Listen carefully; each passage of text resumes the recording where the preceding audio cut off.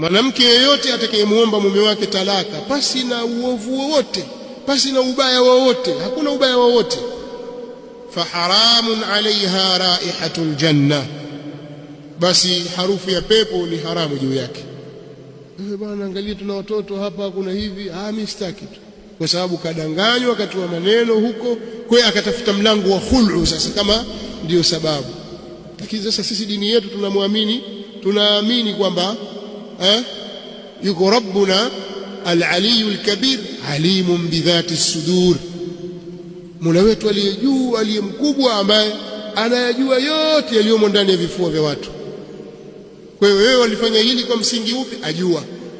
Kwa hiyo mwanamke yoyote atakayeomba talaka kwa mumewe basi na jambo lolote baya, ameamua tu, ni haramu juu yake yeye, harufu ya pepo ni haramu kwake.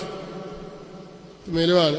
Kwa hili walijua, kwa sababu wanawake sasa hivi wanakimbizana katika milango ya khulu bila sababu, hana sababu ya msingi. Kama ziko sababu za msingi na kwamba hizo zitamzuia kuisimamisha sheria ya Allah na kutekeleza haki zake za wajibu kwa mumewe, basi hapo amepewa fursa hiyo. Hakuna hilo, ameamua tu kwa sababu ya ushetani, basi ajue kuna hali hii. Sisi tutahukumu kwa dhahiri, basi mwanamke akutaki mwache, fanya khulu dhahiri kwa hivyo, lakini anayejua usiri zaidi ni nani?